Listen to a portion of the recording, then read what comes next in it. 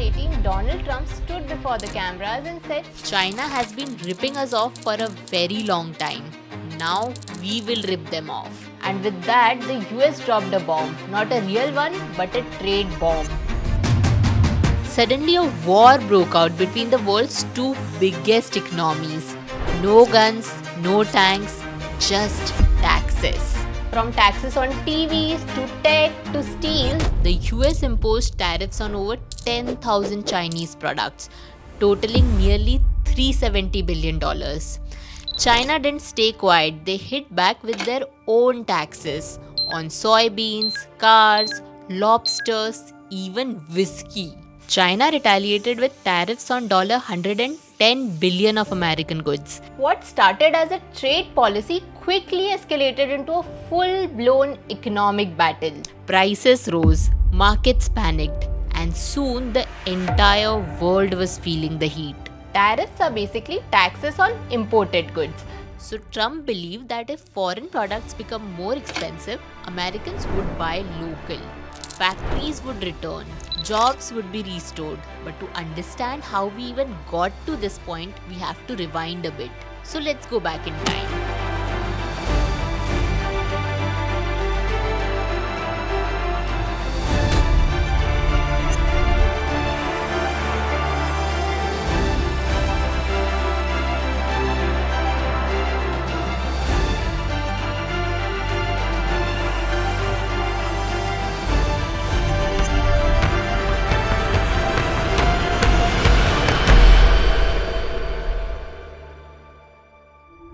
After World War II, the world was in ruins. Cities destroyed, economies broken, and uncertainty everywhere.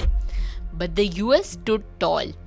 Imagine this, the rest of the world was bombed out, but America was producing cars, washing machines, and Coca-Cola, all untouched by war. At that time, the US held about 75% of the world's gold reserves and accounted for nearly 50% of the global GDP. It was the only major economy left standing, with half of the world's gold reserves, the strongest industrial base, a booming economy, and no destruction on its soil. America had the money, the factories, and the military might. So the US proposed a bold plan. Let's rebuild the world and lead it.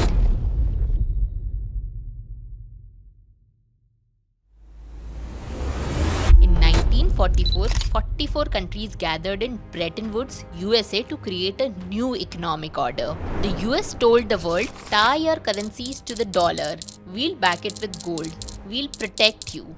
The rest of the world had no better option.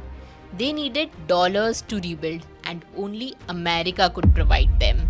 And this led to the rise of what is called the Bretton Woods system. The four main highlights of the Bretton Woods system were: number 1, countries tied their currencies to the US dollar. Number 2, the US dollar was backed by gold. Number 3, America provided military protection through NATO and global bases. And finally, the US opened its markets to allies like Europe and Japan, helping them grow and industrialize. Basically, the US said, you play by our rules and we'll be your ATM, army and ally. And honestly, nobody had a better offer. In return, the US gained global influence and powerful allies. Other nations got access to dollars, security and prosperity. It seemed like a win-win. But there was a cost for America. While countries like Japan, Germany, and later China used tariffs and subsidies to build their industries, the US kept its markets wide open, even when it hurt American businesses. Why? Because this system made the US dollar the world's reserve currency. Countries needed dollars for trade and savings. Even today, about 58% of the global foreign exchange reserves are held in US dollars. Consumers in America enjoyed cheap made-in-China products, from $5 t-shirts to affordable gadgets. Tariffs would make those products costlier, which politicians feared would upset voters. And then there were business interests. US multinationals loved outsourcing to China. They didn't care about job losses in America. Their supply chains depended on Chinese factories. They lobbied hard against tariffs, because any disruptions would raise costs or force a total business overhaul. The US dollar was and still is the king. Everyone needed it. That meant the US could import everything, export debt, and remain rich. The US runs a trade deficit of over $1 trillion annually, yet maintains a dominant global position due to the dollar's status. So why fight over trade when you can just print the currency the whole world needs? This incredible advantage became known as America's exorbitant privilege.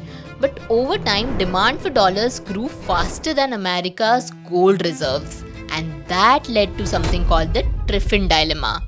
Here's the problem. The world needed more and more dollars to keep growing. But the US couldn't just keep printing dollars if every dollar was supposed to be backed by gold. Economist Robert Triffin explained it best. He said if the US keeps supplying dollars to the world, it will eventually run out of gold. But if it stops, the global economy will suffer. So either the US maintains gold convertibility and halts global growth, or it fuels global growth and risks a collapse of confidence in the dollar. A classic lose-lose situation. In 1971, US President Richard Nixon made the tough call. He said, "We are ending the gold standard." I have directed Secretary Connally to suspend temporarily the convertibility of the dollar into gold or other reserve assets, except in amounts and conditions determined to be in the interest of monetary stability and in the best interest of the United States. The US dollar would now be free floating, not tied to anything. It's like offering the world unlimited gift cards backed by gold you don't actually have. Bretton Woods system was over. A new era called the neoliberal world order had begun. With Bretton Woods gone, America embraced free market capitalism. The new model was simple. It had 4 main highlights. Number 1, lower global tariffs. Number 2, free trade agreements like NAFTA and WTO. Number 3, flexible exchange rates. And number 4, global supply chains. The US opened up everything, its markets, capital and corporations, and the world lined up to sell to America. China, India, Vietnam, Mexico, they all became global factories. Between 1994 and 2016, US manufacturing jobs declined by nearly 5 million. In the same period, China's share of global manufacturing surged from 6% to 24%. In return, America got cheaper goods, a stronger dollar, a booming stock market, and more global power. But the hidden cost was that American factories shut down. manufacturing jobs disappeared.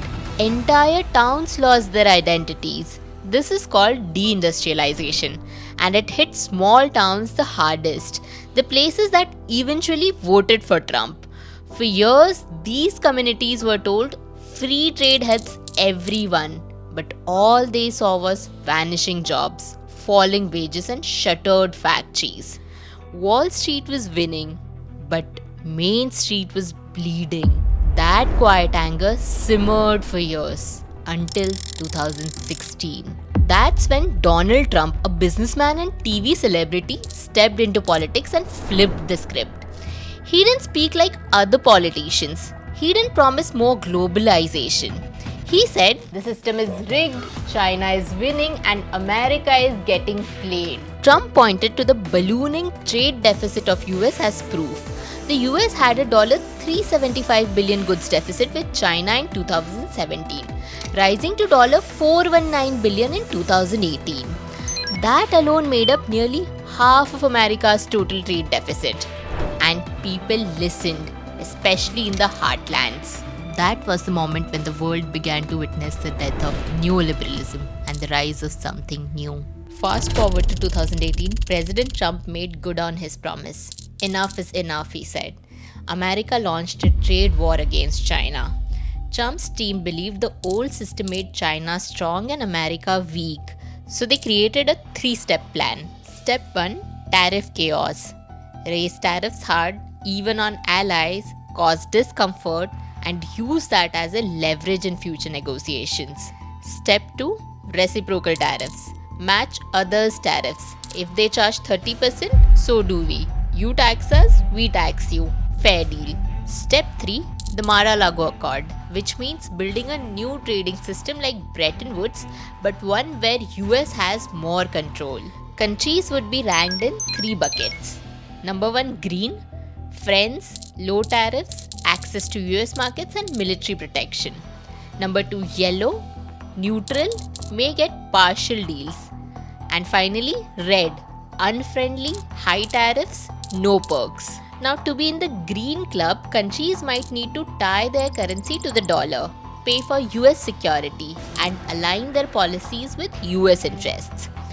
The goal is to slightly weaken the dollar so that American goods are more competitive but still keep it as the global reserve currency. So basically, America walked away from the system that it itself created. Trump's team said the old system is broken and it's time for a new one. Now that the US is doing what other countries did for years, that is using tariffs, the world is angry. Why? Because the US is the biggest buyer and now it's shutting the door. US imports make up over 15% of the global total, making it a critical market for exporters. For decades, everyone built their economies around selling to America. Suddenly, that door is closing. Plus, the US helped build the old rules. So, walking away now feels like betrayal to many allies. Can the trade war strategy fail? Well, tariff sounds bold, they sound tough, but in practice, they're not magic wands. For every job you might save in one factory, you might lose 3 in another. Because when tariffs make imported raw materials more expensive, American companies that rely on those inputs suffer. Steel gets pricier, car companies pay more. Some respond by raising prices, others cut costs, often by cutting jobs. For example, US steel tariffs raised prices by nearly 25%, adding $1 billion to costs to US automakers. Harley-Davidson shifted production overseas to avoid retaliatory tariffs. And yes, while a few factories did return to the US, many just moved elsewhere, to Vietnam, to Mexico, to Southeast Asia. Why? Because companies don't make decisions based on emotions. They look for skilled labor, stable politics, strong infrastructure, and after decades of offshoring, America's industrial base is weaker. Factories can't just reappear overnight. You need trained people, you need reliable suppliers, you need time. Now imagine trying to rebuild all that under pressure and through tariffs. The result is that you risk rushing the process. You frustrate consumers with higher prices. You scare investors, and instead of building something sustainable, you break what's already fragile. And here's the twist. While America tried to block China, China didn't fold. It doubled down. Huawei launched its own operating system. China's chipmakers started catching up. In 2023, China's top chipmaker SMIC announced breakthrough in 7nm chip production despite US sanctions. The very act meant to slow China might have made them stronger. Some critics didn't hold back. The Wall Street Journal called it the dumbest trade war. Both the US and China took damages. Farmers suffered, prices spiked, businesses paused investments. US farmers lost $27 billion in exports, promoting the government to pay $28 billion in subsidies. And after all that pain, the big win was soybeans. China agreed to buy more of them. That's it. Critics say that it's a war fought over the wrong problem. Trump focused on trade deficit. But most economists argue that a trade deficit is not a loss. It just means that Americans buy more, often because they can. It's a sign of strong American demand. Worse, he didn't just target China, he went after allies, Europe, Canada, even Japan. Instead of forming a united front to pressure China, he started fires on all sides.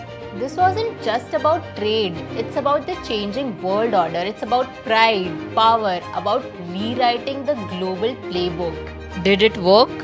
Too early to say. But what's clear is this: tariffs alone can't fix decades of deindustrialization. Trade wars can shake the system, but they can't rebuild it. That takes vision, collaboration, innovation, and trust. The hardest thing to earn once it's been broken. Maybe this trade war wasn't dumb. Maybe it was just loud. But whether it was worth it, that depends on what comes next. Because in this war, as in all wars, the real cost isn't always paid upfront.